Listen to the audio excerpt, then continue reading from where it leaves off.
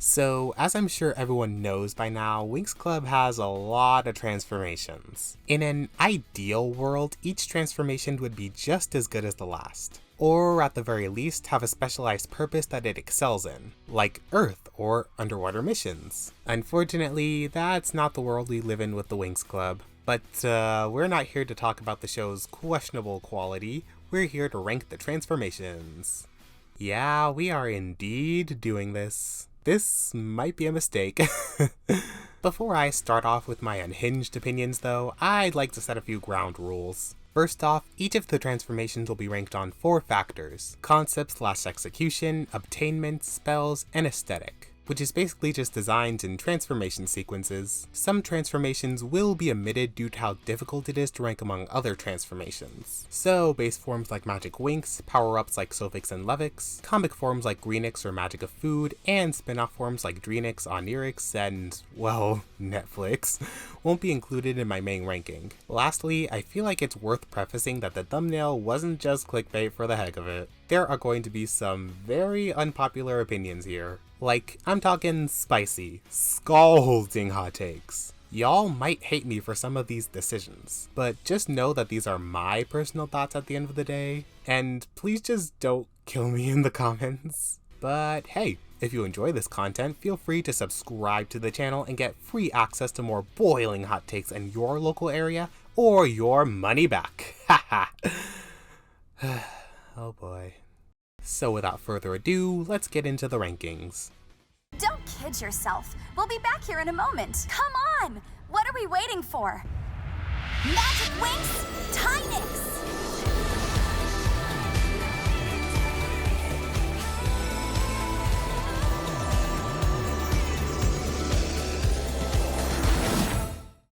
To be honest, I really envy the fans of Tinix. It's actually really nice that they're able to enjoy a transformation that I dislike so much, and I genuinely wish I could share the same sentiments, or at least have something positive to say about this form. But everything about Tinix is just a complete fail in my eyes.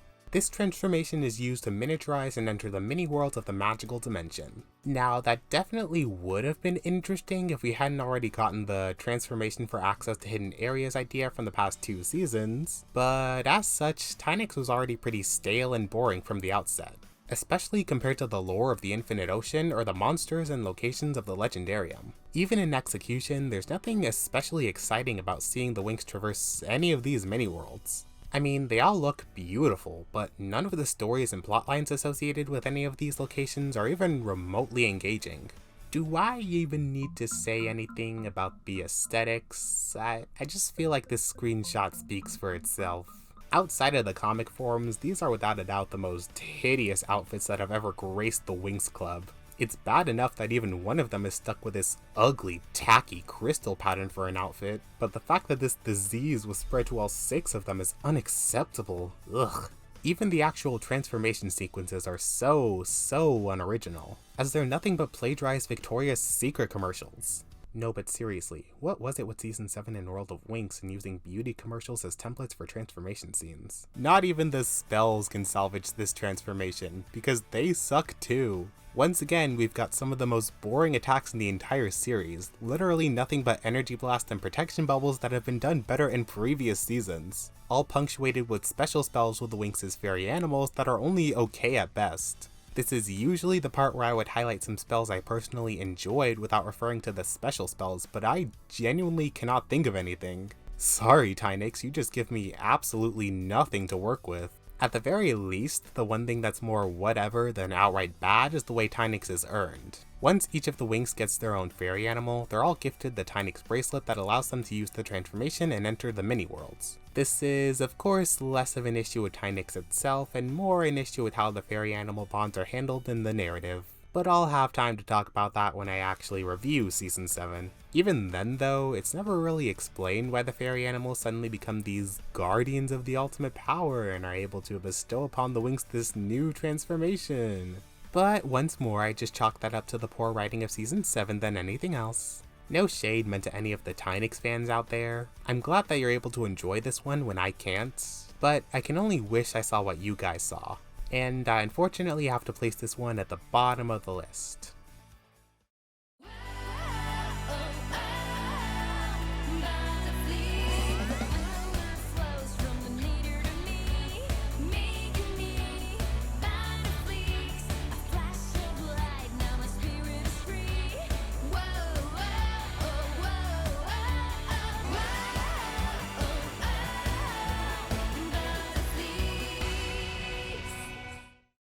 I won't lie to y'all, this form is kind of a guilty pleasure for me. There's a lot of things that I've come to like and even appreciate about it, but I still think it's a bad transformation. Conceptually, Butterflakes is intended to be another nature-themed transformation, not unlike Sophics from Season 4. And honestly, I don't think it was a bad idea to have a nature transformation be a mainstay for the whole season, so that it could be more fleshed out. In actual execution though, Butterflakes actually has very little purpose. You see, the whole idea is that it's supposed to grant fairies the power to truly connect with nature. So the Winx are incapable of harming anything that falls within the essence of nature, and they have to find non-violent methods of subduing their nature-related enemies. But this doesn't really make sense. Like, if the Winx are having trouble hurting something nature-related in Butterflakes, why don't they just switch over to another transformation to finish the job? Unless there's some kind of unspoken rule that says they can't do that until Season 8. Oh, there probably is, isn't there? With them supposedly being able to connect with nature, nothing that the Winx do in this season is all that different from what they normally do in other seasons. In terms of spells, well, the regular attacks are just typical blast and protection spells. But even with the Butterflakes special spells, none of them are things we haven't seen before. Despite its lacking name, Aisha's Magical Water Hug is absolutely a visually stunning spell, but as far as I know, there was nothing stopping her from manipulating the water like this in earlier seasons. Stella's Flux of Light is a cool spell, using the power of light to heal those in need, but she's already done stuff like that with light in past seasons. Hell, even with Bloom's Freedom Enchantment, which is supposed to call for help from other animals. Ballora and Roxy could already do this with things like nature and animals respectively in earlier seasons, so what exactly is the point? And once again, I have to say that besides the special spells, I don't have any highlights to add in this section. It's just a big bag of mediocre all around. The way that Butterflakes is earned is okay. They basically have to prove themselves worthy of the power, and they do that by defending the Digmoles from this huge giant guy whose name I forget. It's straightforward and could use a little more punch, but it's fine. It's alright. But of course, the worst part about Butterflakes is its aesthetics. Like I said before, designs are a bit of a guilty pleasure for me admittedly, but I still have to admit that they're really bad and not at all fit for a transformation like this. Not to mention how lazy it is to have the same copy-pasted outfits with only minor changes for all of them. I know that this was the season where Rainbow was going through it in terms of finances, but I don't think I'm asking for a lot here, just outfits that are a bit more individualized. And given that Tynix is a thing that exists in this season for some reason, you could have easily cut that out to save some money. I'll give the transformation sequences this. They at least show the girls like transforming and getting outfits and stuff, which is a tall order in season 7, so points there I guess. Actually no, scratch that. I forgot that only Bloom gets an actual transformation sequence and the rest of the Winx just use the exact same poses. So no, screw you Butterflakes. Again, I know this season had some budget issues, but surely y'all can do better than this. Especially when y'all are turning around and wasting that same budget on shit like the Butterflakes dance. Like, what are we doing here? I'm not gonna lie though, I do kinda like the dance. It's growing on me, okay? It's growing on me. I honestly failed to see how this transformation is much of an upgrade in anything. The whole nature theme doesn't really amount to anything useful, and the Winx can't even face off against nature without it trying to kill them. Just a subpar transformation in my opinion. Ready, Winx? Yeah! Yeah!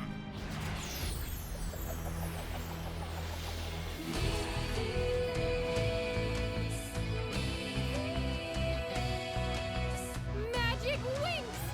Mythics! Musa, Fairy of Music!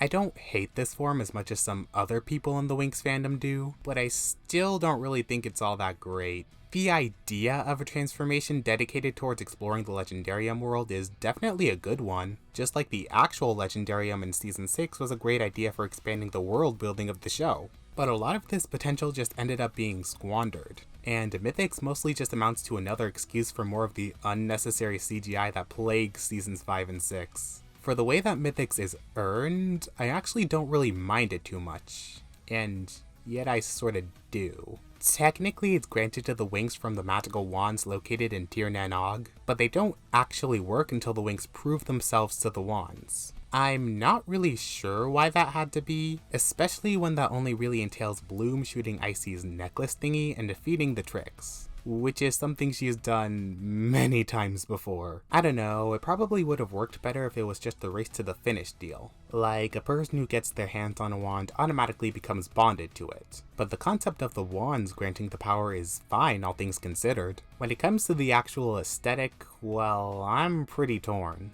I feel like if Mythics had been a fully 2D transformation, it would have been perfectly fine. Looking at the comics or fan-made renders, the designs aren't outstanding or anything, but at the very least they're serviceable. And honestly, it fits for what is supposed to be the very first fairy form. The problem is really the 3D. I'm sorry, I know it constantly gets clowned on, but the 3D designs are just below average, bordering on acceptable. Don't even get me started on the transformation sequences of endless spinning, which have also similarly been memed to death. While I understand that these transformations have to be a lot simpler because of how expensive it is to do hybrid animation like Winx does in 5 and 6, well, the simple solution is to just not have hybrid animation. Like, Mythics also fails heavily in the spells department, even by the standards of other transformations. These are honestly just some of the most generic spells the franchise has to offer, and they don't even have any unique effects to help spice things up. I will say that one thing Mythics has over the last two transformations is some of the spells. A few highlights include Flora's natural camouflage, Bloom's wrapping flame, I guess, and look, I said there were some highlights, not a lot. Mythics just has some really shitty spells, okay? Like I said before though, the biggest problem with Mythics is that it's a great idea that was horribly executed. With the Legendarium being the place of residence for creatures of the magical dimension that have been lost to time, there was a good opportunity to use this form to dive deep into some of the lore of the magical dimension. Alas, that's not really what they did. Just like with the Legendarium itself, Mythics is less so used as a way to create interesting stories to develop the ongoing narrative, and more so as a method to make more enemies and locations when the writers are out of ideas, or when they need monsters for the Tricks to impersonate. It doesn't feel like the first fairy form so much as it feels like a big plot device. There are some things to like about Mythics, and it's far from the worst transformation to ever grace the franchise, but it's still a pretty mediocre form that'll be staying at the bottom half of my list for probably ever. Come on, girls! Magic Winx! Blumiix! Flora, Fairy of Nature! Stella, Fairy of the Shining Sun! Techna, Fairy of Technology! Musa, Fairy of Music! Yeah, this is another transformation where I feel like some of the hate is undeserved, but most of it is very much deserved. I think we can all agree that the concept of a transformation powered by the almighty Dragon Flame held a lot of potential, but the execution ends up being so middle of the road that it's actively frustrating. Blumiix doesn't unlock any special powers for the Winx, doesn't incite any meaningful plot points or character development, and even in terms of pure strength, it ends up being weaker than the forms that preceded it. Like, y'all really expect me to believe that the Dragon Flamed powered Winx are getting their asses beat against 90% of the monsters in this season? In a lot of ways, Blumiix feels more like just a standard transformation, sort of like Magic Winx or Harmonics. And the thing is, if this had been intended as a more standard transformation like Magic Winx, I probably would have been willing to cut it a lot more slack. But not only did Blumiix have the expectations of 10 years worth of transformations to surpass, but it also had the additional expectations from its concept as a power born from the Dragonfire. The only area Blumiix even remotely succeeds in any of these things is with the designs. And oh my god, did they eat with these designs. I don't care what anyone says. This is the best that the Winx have ever and likely will ever look in the franchise. It's a perfect blend of the warrior aesthetic from cultural history and the typical stylization of fairy couture that Winx is known for in its fashion. And I absolutely adore the designs for each of the wings. We all know Stella's hairstyle is a massive hair don't, but everything else is a feast for the eyes. And I hope whoever came up with these designs got a damn good raise. I'm also really fond of the transformation sequences. They're definitely a bit more divisive among the fandom, but I find it to be some of the very few times where Blumiix actually lives up to its hype. The posing and choreography feels especially dynamic, like you can almost feel the power radiating through the Winx from their movements, and the animation here is top notch. Certainly one of the better uses of the puppet rig animation in later seasons, I'll say that much. Unfortunately, my positives with Blumiix pretty much end there. When it comes to the way it's earned, my feelings are pretty similar to Mythics. I don't really think the writers needed to introduce extra steps to unlock Blumiix. The explanation of Bloom giving everyone pieces of her dragon fire was more than enough. I actually think them getting Blumiix straight away would have been more interesting in the long run. It could have been a situation where they weren't great at using it because they don't have experience wielding the dragon flame like Bloom does, and they get better at it throughout the season. But this whole idea of good and noble actions worthy of a fairy, like, they're so obviously trying to make a callback to Enchantix, but it feels like a lot less thought was put into it here. And I already wasn't too crazy about this whole sacrifice business when Enchantix was doing it. First of all, how the hell did Faragonda even know that would unlock the power? She's never used Blumiix before, she has no reason to know how it operates. And second of all, this just really wasn't executed all that well. I imagine it's because having to pace out individual obtainments throughout an entire season would be a writing nightmare, but these lackluster character moments ain't gonna cut it for me. The only exceptions are Bloom's and, I guess, Flora's obtainment. I kind of liked the parallel between Flora and Miele from seasons 3 and 6 where they're both able to look out for each other, especially now that Miele can finally level the playing field. And for all that the actual episode was underwhelming, I enjoyed the idea behind the Vortex of Flames and found that Bloom earning the power through passing its test was an interesting route to take. The spells also run into a similar problem as Mythics in that there's very little variety here. Once again, if there's any time to be giving it your all in terms of creativity, the transformation fueled by the literal power of God seems like a pretty perfect opportunity. Fortunately, the writers are at least a little more eager to shake things up every once in a while. Some of my favorite spells here are Flora's Spring Shower, Bloom's Flamestorm Vortex Burst, and Stella's Ray of Pure Light. All of these have some pretty stunning visuals and fit in nicely with the whole theme of converging the Winx's powers with the strength of the Dragon Flame. Overall, Blumiix isn't a terrible transformation, but it feels like it should be so much more than it actually is. And given that we expect it to be that much more because of it being a power born from the Dragon Fire, it all adds up to an infuriatingly underwhelming transformation. Come on, girls. No restrictions on our magic now. Winx Enchantix! Enchantish!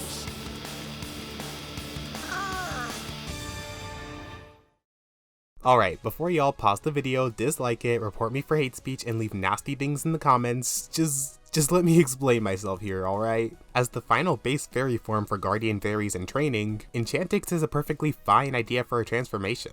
But the way that the show goes about this leaves a lot to be desired in my opinion. The main drawing point of Enchantix is its fairy dust, a unique power that comes from a fairy's wings and allows them to cure quote-unquote almost any dark spell.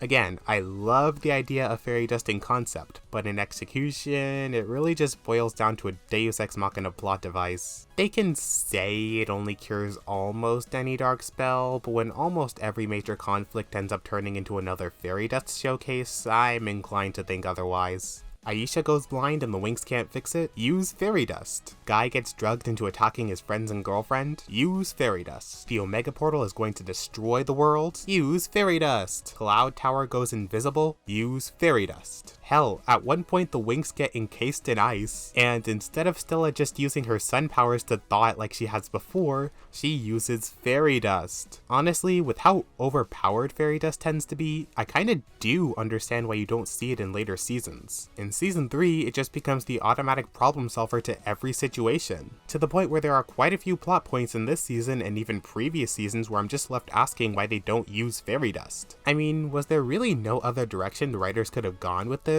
Like, what if fairy dust was used as a temporary power booster for fairies? A special ability they could use on themselves to unleash powerful spells, but still had to cool down to keep it from being too overpowered. Not only does it work as a natural evolution of their powers, but it opens up so many opportunities for interesting spells and convergences. I feel like it would have been a lot more interesting than what they actually use it on themselves for, which is miniaturization. Once again, I'm not really sure why this is what fairy dust is used for. It doesn't seem especially helpful in most situations and mostly just serves as a way to show that Bloom's Enchantix is incomplete. Speaking of which, the way Enchantix is earned is another large problem with me. The whole idea is that it's supposed to be obtained by sacrificing yourself for someone from your home realm.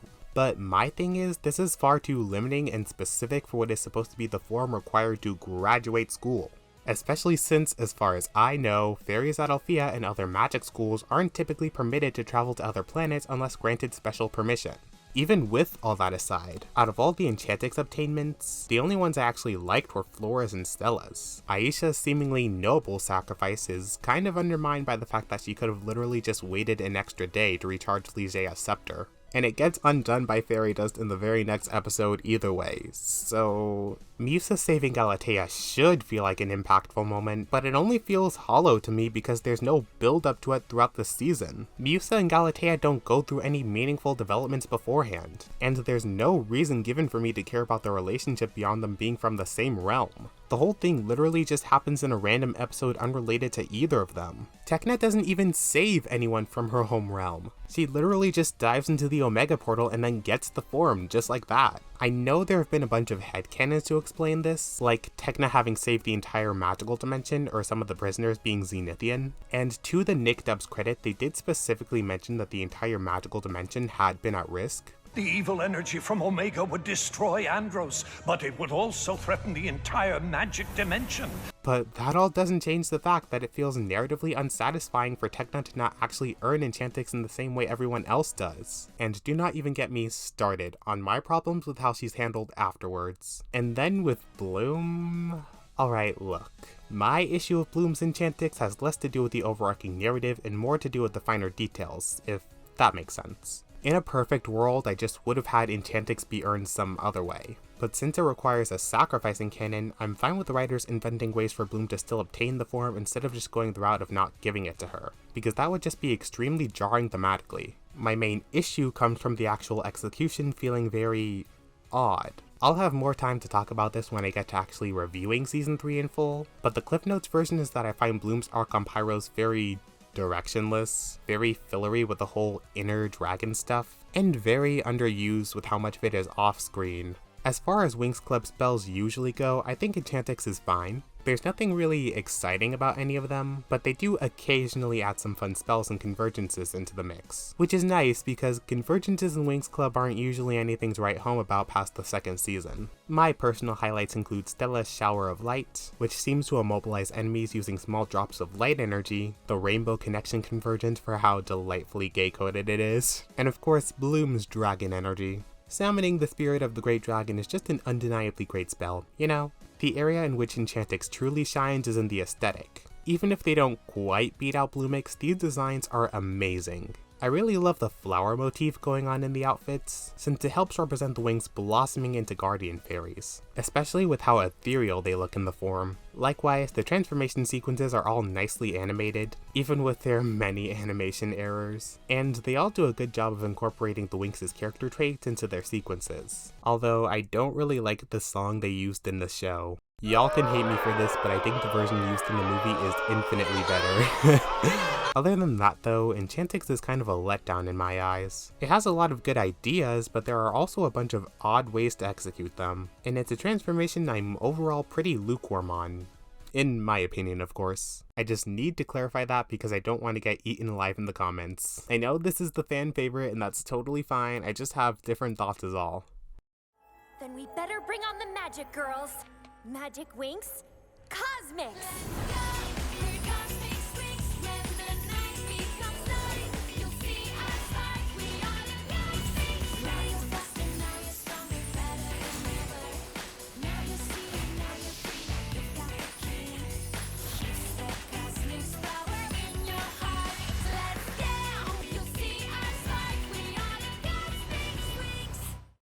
Honestly, Cosmix is the most average transformation that Winx Club has ever produced. It's so average that I actually use it as a baseline for how I rate other transformations. If I like it more than Cosmix, that means it's above average or good. If I like it less than Cosmix, that means it's below average or subpar. This form doesn't really do anything bad, it just doesn't do anything good either. Right down to its conception and execution, I think the idea of a space-themed transformation is fine. It's a great way to create more world building and more interesting locations to traverse. In execution, there could have been a lot more done with it beyond zooming through space and restoring dying star cores, and in general it lacks a lot of purpose in the second half of the season, but it's nothing terrible. Likewise, the way Cosmix is obtained is fine. It makes sense that it must be granted by Queen Durana, who is essentially just the goddess of all stars. I know some people were apprehensive about how quickly it was given to the Winx, but considering the fact that they'd already proved to be trustworthy by handling the dying core, it's not really a big problem for me personally. Even the spells are perfectly average. I mean, on the one hand, there's not a lot that we haven't seen before, but it was definitely a breath of fresh air after having to trudge through a whole season of Butterflakes and Tynix spells. And we do see some interesting moves every now and again. Once again, personal highlights are Musa's Sonic Shake, Bloom's Cosmix Magic, even though it needs a much better name, and this spell where Tekna just turns into like a digital something and impales a star yummy. It's weird, but it's awesome. Perhaps more above average than straight up average are the aesthetics, though I think they could have been a lot better individualized in certain areas.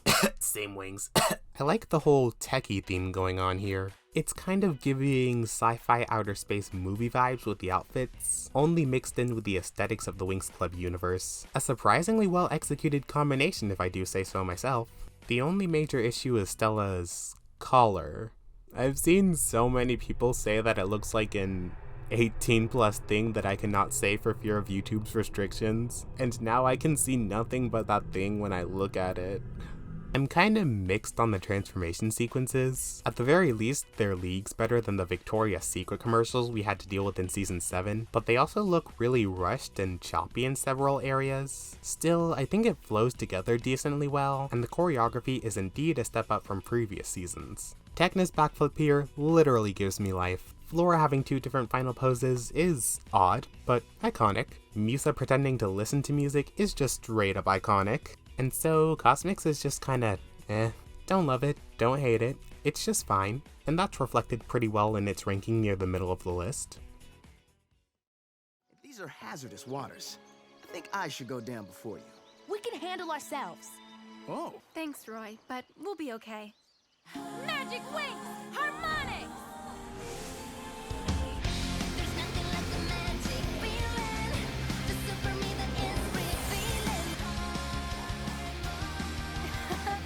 Cool.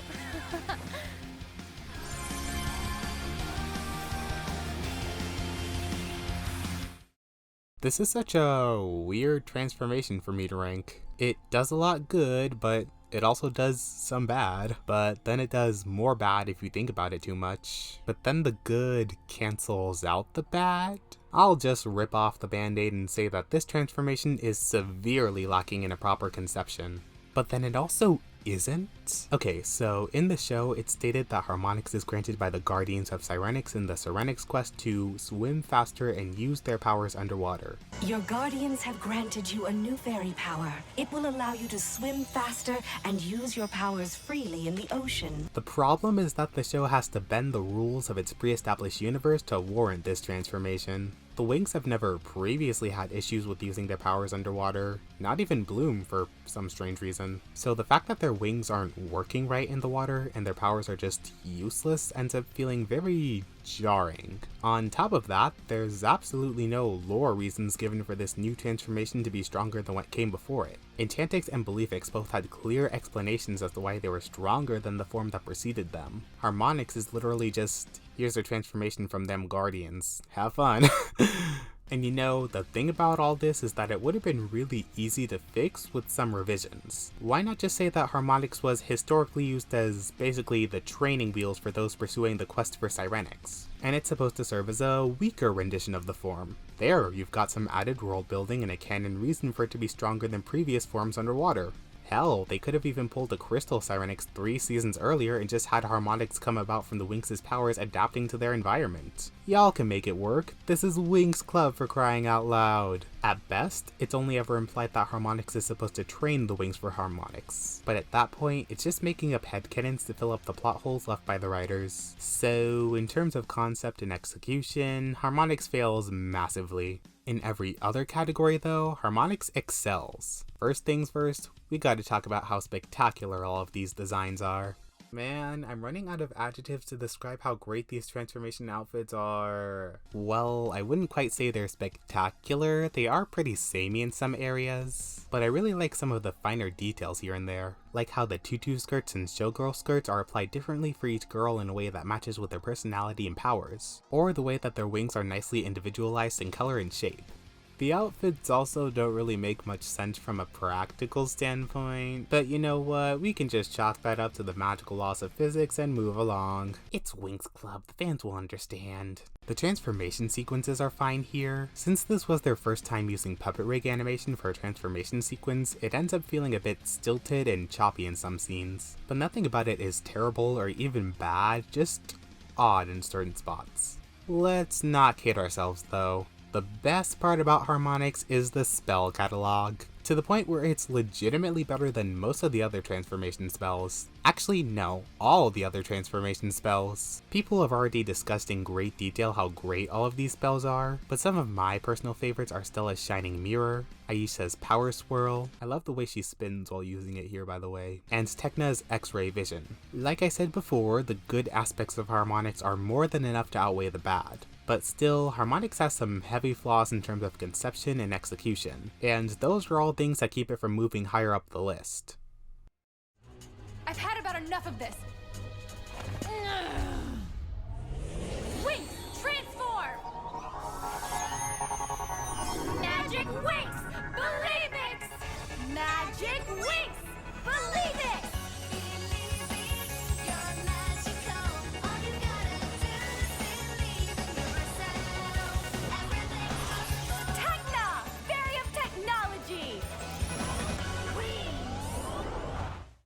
While this is my personal favorite transformation, I find it to be critically worse than one other form on this list. You can probably guess what that is, but I'll be getting to that of course. With the conclusion of Winx Club's third season and Secret of the Lost Kingdom, Enchantix had cemented itself as a successful attempt at introducing an entirely new fairy form, but it also proved to be a very tough act to follow. Going forward, every season was now expected to include all new transformations that would rival and even surpass the final fairy form, lest they be compared and seen as inferior. With all this in mind, it's safe to say that Believix had a lot of hype to live up to. Whether or not it succeeded in this tends to vary from person to person, but I will say that Believix has a lot of things going for it over Enchantix, at least in my opinion. For one thing, I find the aesthetics of Believix to be a decent step up from the previous form, especially with the transformation sequences, because, oh my god, if y'all could have seen 7-year-old me when I saw this for the very first time, my jaw was on the floor. Believix is really the first time I can remember being full-on awestruck by a new Winx transformation. These sequences have great animation, dynamic choreography, a fantastic showcase of the Winx's powers and personality. Like, if you told me that the budget for the first 6 episodes of season 4 was spent on all this, I'd be inclined to believe you. Even the designs here are some of my absolute favorites from the series. Of course, it helps that this is one of the better examples of transformation designs that are reasonably diverse while still sticking to a central theme, but I also think that these designs are perfectly suited to appeal to general audiences and brand marketability. Not only are they really well executed in regards to appearance and color palette, but they have a certain level of charm and trendy stylization that makes them just insanely iconic.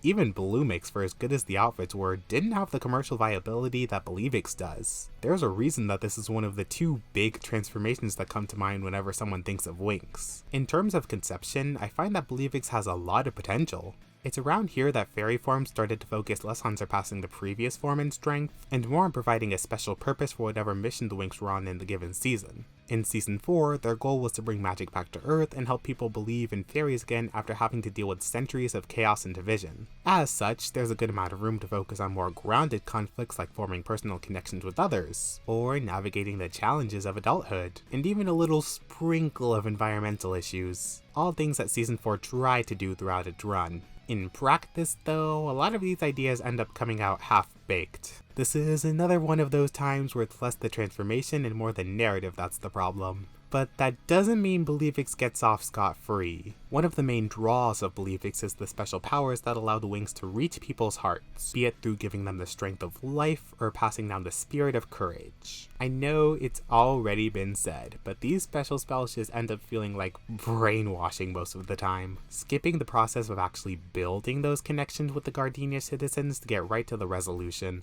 The show tries to pretend that the Winx can't just use these spells to automatically solve their problems, but that's usually what it ends up being used for all the same. Seriously, there are times where it borders on fairy dust levels of cheap.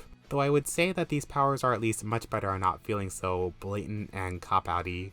And there definitely are times where the special powers are used well. I really like the scene where Flora uses her Breath of the World spell to help Mr. Batson realize how much of an asshole he's been. But these tend to be the exception and not the rule. The 3 sets of wings are another thing I'm personally mixed on. From what I can tell, they're pretty divisive amongst the Winx fandom, but it's not me disliking them on principle so much as it's me questioning their inclusion in this form specifically. Nothing about Believix really screams teleportation, super speed, or time travel.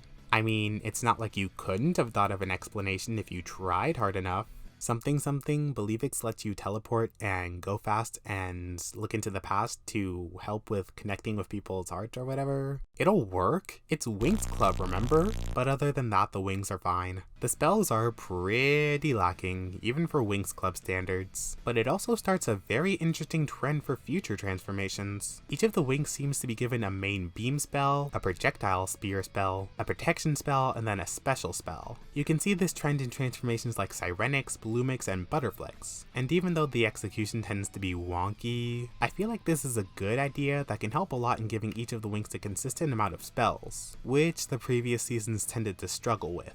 My highlights include Misa's Stereo Crash, a cool spell that hits the opponent from both sides, Aisha's Morphic's Tidal Wave, which I think is supposed to use the water in the human body to levitate them and is an extremely cool concept in that sense, and Bloom's Supernova, which causes a big explosion. I like to think of it as a short burst of power using some of her Dragon Flame energy. I think Believix is a really good transformation in a lot of ways, but once you start getting into the nitty-gritty of its execution and the story, you'll find a lot of them nasty plot holes scattered about. Still a good transformation though. Stella, we have a way to help King Radius. You should stay here. Your parents need you. No, I'm going with you. We all will do everything we can. Let's go, girls. Winx, transform! Magic Winx! Sirenic!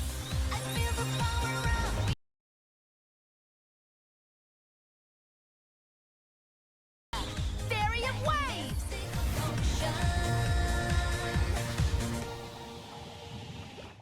I know, it's a bit of an odd choice to place this transformation as my number 1, but I personally feel like Sirenic is able to successfully meet the standards of all 4 categories in a way that no other transformation thus far has been capable of doing. The free bingo spaces here are obviously the concept and obtainment. Sirenic has the benefit of being the first one to introduce the whole transformation for accessing Forbidden Realms thing before it would be repeated ad nauseum in future seasons, so the idea was still fresh and held a lot of potential. Even the lore surrounding this transformation and how it was supposedly cursed added in a lot of possible narrative drama, where the Winx have to choose to pursue a fairy form knowing that it could bite them all in the ass later on. Execution was, of course, a bit lacking in some ways, especially with the whole Sirenic's curse, which was all but unheard of in the second half of the season up until the finale, but it definitely made for an interesting dilemma in the first half.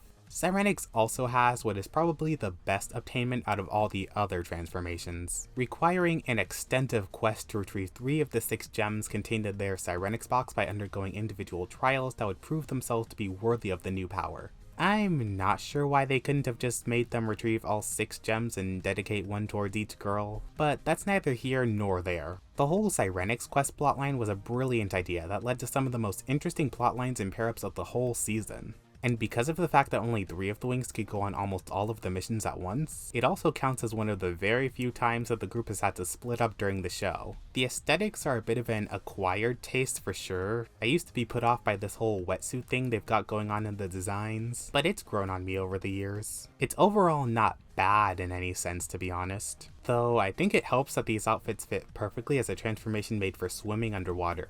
And the similar aesthetics can at least be explained by it being an ancient transformation. I also recognize that the designs kinda have to be simplistic to keep them from being ridiculously expensive to produce with the show's hybrid animation, but fortunately the 3D designs aren't that much worse than they are in 2D, so that's something. Oh, actually, wait.